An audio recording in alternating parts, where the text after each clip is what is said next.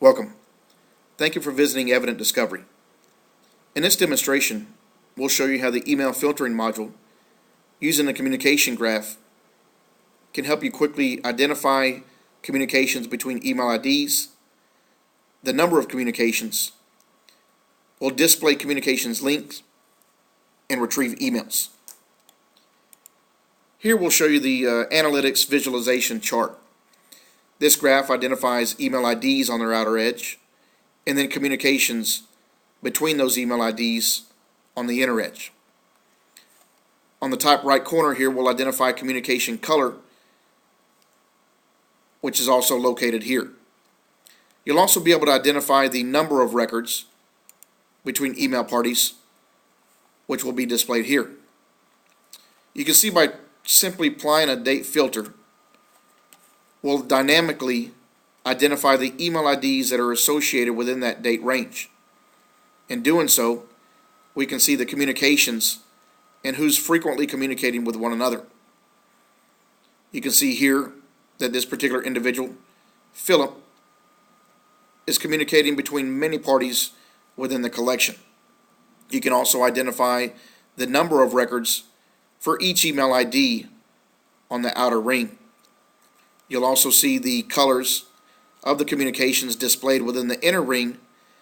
The darker the line, the more frequent the communications are.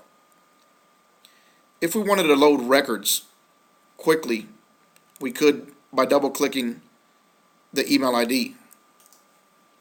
Here you can see that we can choose a communication link between John Arnold and the register, and you can see that we've identified those records here. We'll also show you how you can identify records for Philip for all the communications. So anytime we want to load Philip's records, we would be able to do this. You can see here we have 224 communications that Philip has sent or received between the email IDs. We can also identify specific communications, as you can see here, by identifying the line. Here, by choosing a line, you'll notice that we highlight the persons involved along with the number of emails and the number of communications for that conversation.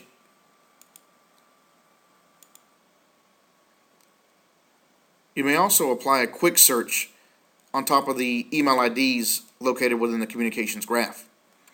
Here you can see we've identified Philip. We've identified email IDs that he's frequently communicating with. If we wanted to load the records from a specific communication, we could do so. Here you can see that we've identified 28 records. From here I want to apply a quick search on top of the communications graph that I've already looked at. Here we'll type in our quick search, our keyword of Gary, and click Apply Filter. You'll notice that 6 records are then returned. I want to place these documents in the review state. You can also identify senders and recipients for the communications graph. Here, in an example, we'll choose and select a few email IDs. We'll also expand our date range, apply the filter, and dynamically identify the email IDs associated from the filter that we've applied. Here you can see within the graph 2 email IDs that have a lot of communication between them. That concludes this session of the email analytics. I want to thank you for viewing this video demonstration. Please feel free to view other videos or contact us with any questions.